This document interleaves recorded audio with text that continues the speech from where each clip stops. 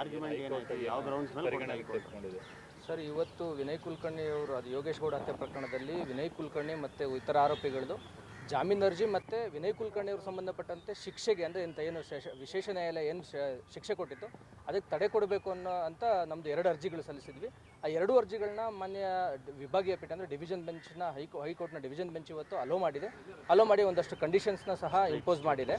ಅದರಲ್ಲಿ ನಾವು ಮುಖ್ಯವಾದಂಥ ವಾದ ಮಂಡನೆ ಮಾಡಿದ್ವಿ. ವಿನಯ್ ಪ್ರಮುಖವಾಗಿ ಸಿ ವಿ ನಾಗೇಶ್ ಅವರು ಹಿರಿಯ ವಕೀಲರು ವಿನಯ್ ಕುಲಕರ್ಣಿ ಪರವಾಗಿ ವಾದ ಮಾಡಿದರು. ವಿನಯ್ ಕುಲಕರ್ಣಿ ಅವರು ಈ ಪ್ರಕರಣದಲ್ಲಿ ಯಾವುದೇ ರೀತಿಯ ಪಾತ್ರ ವಹಿಸಿಲ್ಲ.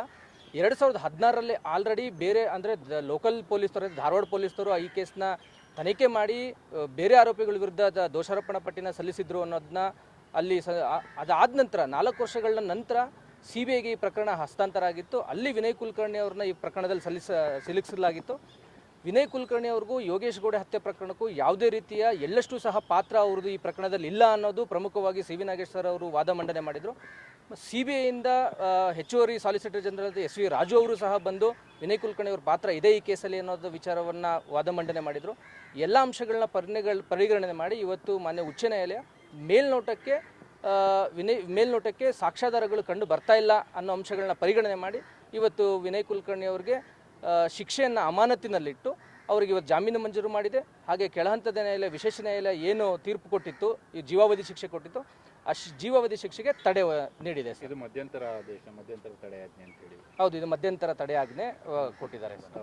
ಮೇಲ್ಮನವಿ ಅಂದರೆ ಈ ಹೈಕೋರ್ಟ್ನಲ್ಲಿ ಮೇಲ್ಮನವಿ ಸಂಪೂರ್ಣವಾಗಿ ವಿಚಾರಣೆ ಮುಗಿಯುವವರೆಗೂ ಸಹ ಅಂದರೆ ಇಲ್ಲಿ ಮೇಲ್ಮನವಿ ಅಂದರೆ ಇತ್ಯರ್ಥ ಅಂದರೆ ಕೆಳಹಂತದ ನ್ಯಾಯಾಲಯ ಕೊಟ್ಟಿರುವಂತಹ ತೀರ್ಪು ಸರಿ ಇದೆಯೋ ಅಥವಾ ತಪ್ಪಿದೆಯೋ ಅನ್ನೋದನ್ನ ಮಾನ್ಯ ಉಚ್ಚ ನ್ಯಾಯಾಲಯ ಇಲ್ಲಿ ಮರುಪರಿಶೀಲನೆ ಮಾಡಬೇಕಾಗುತ್ತೆ. ಅಂದರೆ ಎವಿಡೆನ್ಸಲ್ಲಿ ರೆಕಾರ್ಡ್ ಮಾಡಿರೋದನ್ನ ಮತ್ತೆ ಅಪ್ರಿಷಿಯೇಟ್ ಮಾಡಬೇಕಾಗುತ್ತೆ. ಅದನ್ನು ಮಾಡೋವರೆಗೂ ಸಹ ಟೈಮ್ ಹಿಡಿಯುತ್ತೆ. ಇಲ್ಲಿ ಹೈಕೋರ್ಟಲ್ಲಿ ಇದು ತುಂಬ ಹಳೆ ಅಪೀಲ್ಗಳು ಸಹ ಪೆಂಡಿಂಗ್ ಇರುವಂಥ ಸಂದರ್ಭಗಳು ಇದ್ದಾವೆ.